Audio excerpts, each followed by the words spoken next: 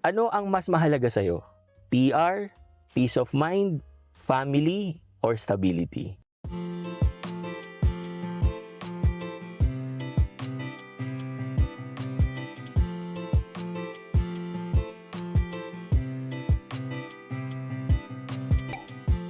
Hello guys, Nardino TV here and we are back with another video.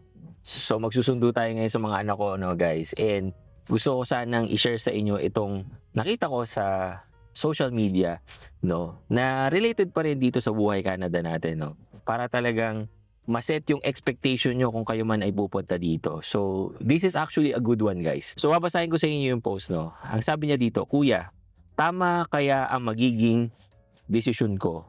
Mag 4 years na ako dito sa Canada pero ngayon hindi na renew ang work permit ko. Sa madaling salita, pauwi na ako. Madami ang nagsasabi sa akin na other pathway katulad ng international student.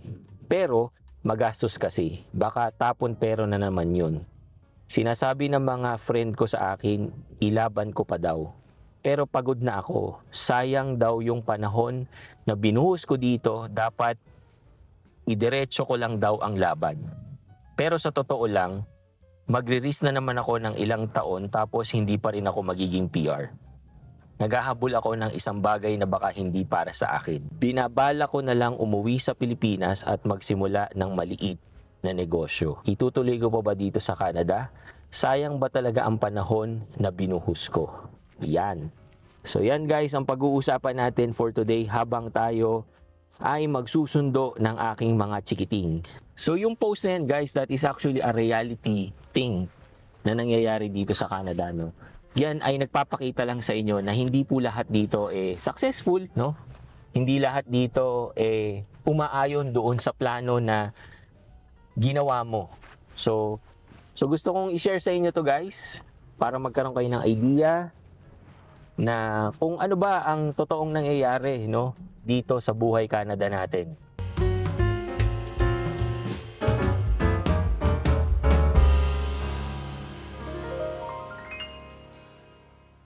Yun. So guys, itutuloy natin yung ating kwentuhan, no, habang tayo ay naghihintay dito sa school ng mga anak ko. Right. So, hihimay-himayin natin guys yung sinabi dun sa post, no, and yung reaction and comment natin about dun sa scenario niya.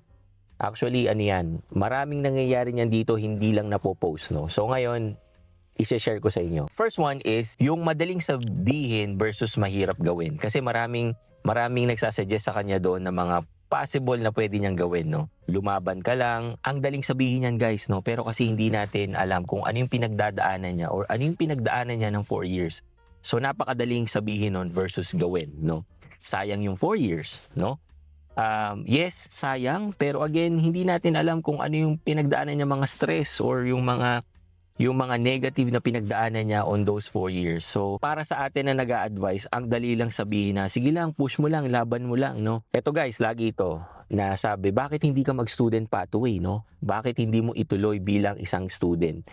Ang daling sabihin yan guys, pero tandaan natin, pinahirapan na rin po ang student pathway ngayon dito sa Canada. So, kung ikaw, 4 na taon ka na dito, sana meron kang ipon na pang tuition fee mo, no? Kasi guys, ang hirap maging student dito.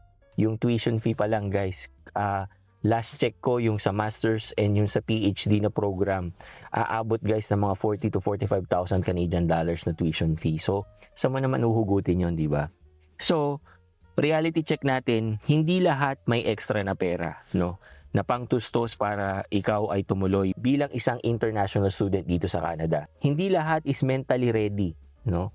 Kasi pag ikaw ay nag-aral dito, panibagong laban yan guys, no? Hindi po lahat is capable and ready mentally para mag-aral ulit. So, those are the reality na nandito sa Canada. Kaya tayo guys, napaka-ingat natin sa pag-advise kasi po ang advice is free, no? Libre lang na mag-advise, pero yung consequences nung gagawa nung in-advise mo, yun ang medyo mabigat. Bibigyan nating diin yung pagiging student pathway kasi yan talaga yung laging sinasuggest. Kasi nga naman, marami rin naman talagang pwedeng makuha sa pagiging isang student dito sa Canada. Basta kaya mo, basta capable ka, basta eligible ka, no? Ano ba yung mga positive, no, na pwede mo makuha kung ikaw ay nasa sitwasyon niya at itutuloy mo na ilaban bilang isang international student or magsi-shift ka sa visa ng international student. Number one, legal po yan na way, no? Legal na way ang pagiging isang international student dito sa Canada. Meron kang chance ulit na maging PR kasi yung mga points na pwede mo makuha, yung mga opportunity and chances mo para sa PNP, sa PGWP, those are magiging applicable sa iyo yan kapag pinili mo na maging student ulit dito sa Canada. May work hours, no? Kasi kapag ikaw ay nag-student dito, bibigyan ka ng opportunity na mag-work. Hindi nga lang full-time, no? Pero meron ka pa rin chance na mag-work. At yung work na yan, guys, malay natin is maging susi din yan para sa pagiging PR mo, no? Ano naman yung mga negative or yung mga cons, no? Na madalas to hindi sinasabi, guys, sa mga vlog, no? Yung reality, guys, ng pagiging isang international student dito. Number one, mahal ang tuition, no? Sabi ko nga kanina, guys, aabot yan ng mga 40 to 45,000. Depende pa, guys, yan sa university kung saan kayo papasok. So, dapat ready ang inyong savings, no? Walang assurance ng PR. That's true, guys. Kasi sinabi na yan even before at marami na ring nagbigay ng pangako na ganyan na pag ikaw ay pumasok ka dito as a student, magiging PR ka. Hindi po totoo yan. And that is a reality. Wala pong assurance pag ikaw ay nag-international student dito sa Canada. Ifa-factor in mo rin yung age, no? Kung ikaw nasa 40s ka na, nasa 50s ka na, mag-aaral ka ba ulit, no? Kasi hindi na lang yung point system sa PR eh. Kapag nagkakaedad ka, guys, iba na yung lakas mo, no? Sa pag-aaral or sa kahit anong kailangan mong gawin. Iba na yung estado ng katawan mo, ng isip mo, and everything. So, kailangan maging ready ka, no? Paano mo pagsasabayin yung aral, part-time, tapos nag-iisip ka pa ng mga possible pathway na pwede mong kunin para maging permanent ka dito. That's another level ng stress, no? Bukod pa doon sa pag-aaral mo mismo, di ba? So, yun yung mga negative, no? Stress, pressure, and expectation. Yan yung mga kakalabanin mo pag pumasok ka or nag-shift ka from a temporary foreign worker papunta ng student visa. Ine-emphasize lang natin dito, guys, na ang pagiging isang international student ay hindi po scam, no? Pero hindi rin siya guarantee. Next is yung sinabi doon na sayang ang panahon. Totoo ba? Totoo ba, guys, na sayang yung 4 na taon niya dito sa Canada? Para sa akin, hindi, no? Bakit hindi na sayang yung 4 years? Number one, guys, yung experience. Yung 4 na taon na na-experience niya dito, whether aral, trabaho, pakikihalubilo sa mga tao dito sa Canada, that is an experience na dadali niya kung siya man ay uuwi ng Pilipinas or kung saan man siya papunta. Exposure, guys, yung exposure na nakuha mo dito sa Canada is napakaiba sa exposure na makukuha mo sa Pilipinas or sa ibang lugar. Pagod ka nga ba or takot ka lang, no? Meron kasing ganong feeling doon sa post na yung sabi nga niya, 'di ba? Pagod na daw yung feeling niya, pero kailangan mong i-check yung sarili mo kung saan ka doon, no? Pagod ka ba physically? Kasi kung pagod ka lang physically, edi magpahinga ka, no? Find time para makapag-recharge, no? Pagod ka ba mentally? Yun naman, guys, ibang pagod naman yun, no? Na kailangan mong ma-realize kasi iba yung need nun pag ikaw ay pagod mentally and that is serious, no? Or takot ka ba magsimula ulit, no? Yan yung mga bagay na kailangan mong tanungin sa sarili mo bago ka talaga mag-decide kung hihinto mo na ba o ilalaban mo pa, no? Take note, guys, pag sinabi mong quit, no? Pag sinabi mong ayaw mo na, wala nang next doon, guys. Wala ka ng ibang aasahan kasi sumuko ka na eh, no?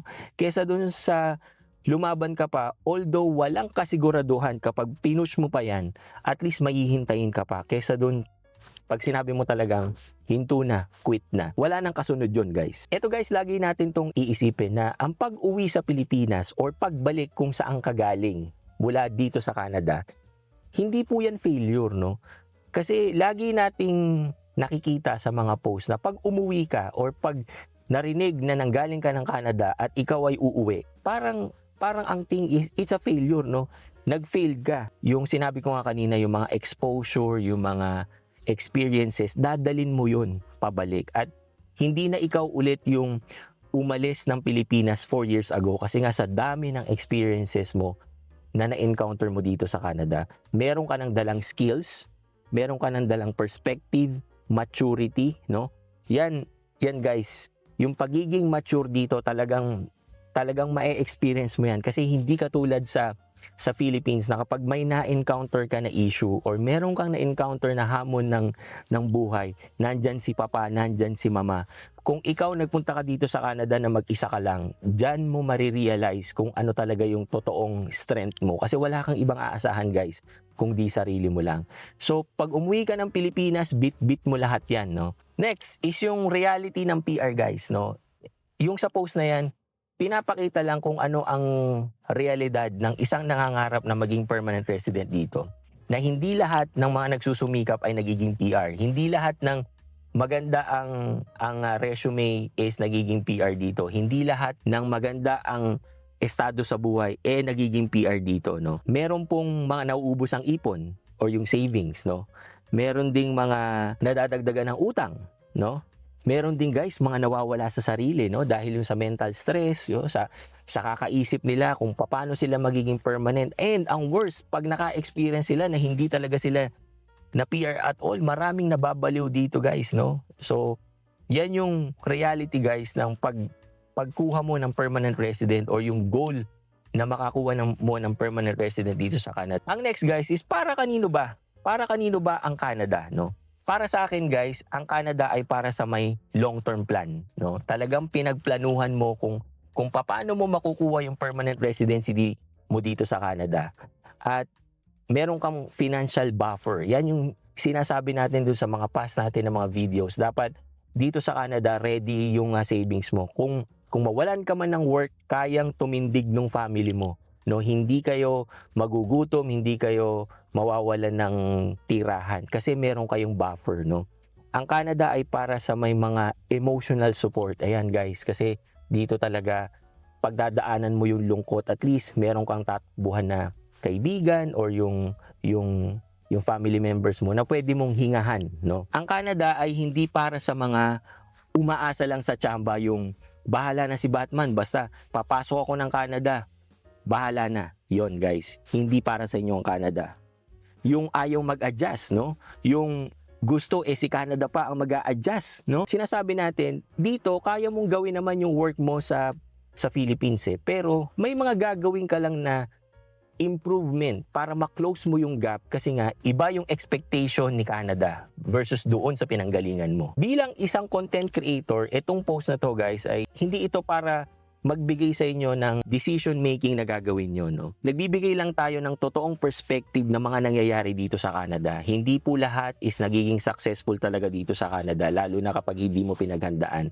Yan yung mga haharapin mo dito. Yung nag-post, kahit na i-push niya o hindi, dapat hindi tayo maging judgmental kasi nga guys, iba-iba yung perspective natin, iba-iba yung karera natin dito, no? Dapat hindi tayo maging judgmental doon sa mga umuuwi na kapag umuwi ka galing ng Canada, talo ka or loser ka, ganyan. Hindi po ganun dapat ang thinking natin. Kasi nga tayo dito sa Canada guys, may mga sarili-sarili tayong timeline. Ang tanong lang natin guys, kung ikaw ay nandun sa sitwasyon, no? Lalaban ka pa ba? O uuwi ka na lang ng Pinas? O magpapahinga ka lang, no? Ano ang mas mahalaga sa'yo? PR, peace of mind, family, or stability? Yan ang mga dapat mong pag-isipan guys bago ka tumuloy dito sa Canada. Okay? So yun lang guys. Thank you for watching and see you on my next video. Peace!